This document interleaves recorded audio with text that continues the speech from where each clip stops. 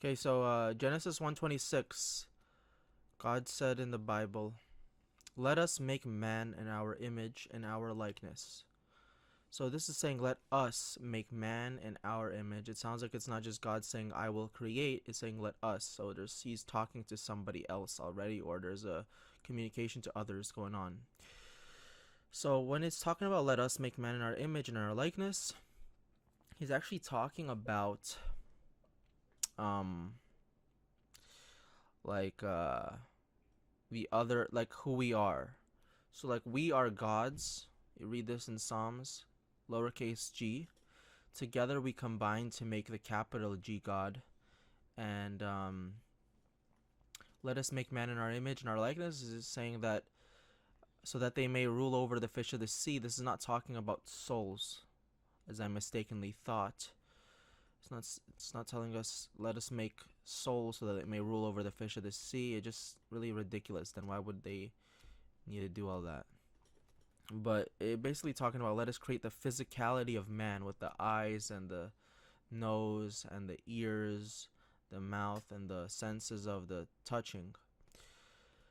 So he says, let us make man in our image and our likeness. He's basically saying, let's make a replica, a physical replica of what we are spiritually. The gods gathered and they decided to do this. So now we're here as these man things, which mankind, these bodies, these minds, they're just replicas of what we already are on a higher level. Um, and there's proof of this because, in the beginning God created the heavens and the earth. That was also us. We are uncreated, is what I'm saying. We are uncreated. We are gods in our own rights, and we're eternal. So who you are is actually has been existing forever, not because you were created right off the bat with God, like I mistakenly thought, but because you just always were. So when you talk about who is God, where is God, I don't see God. Well, you're a part of God. So ask yourself that. But then it says, "Why be holy as I am holy." So if we are not holy, if we're not part of God, then why would it say be holy as I am holy?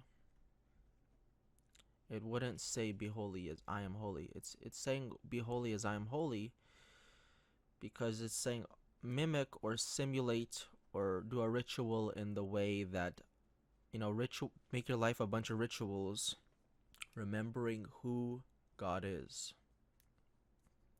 And we are all parts of God, and there's God is actually infinity. Anything that there's an infinite amount of is what God is.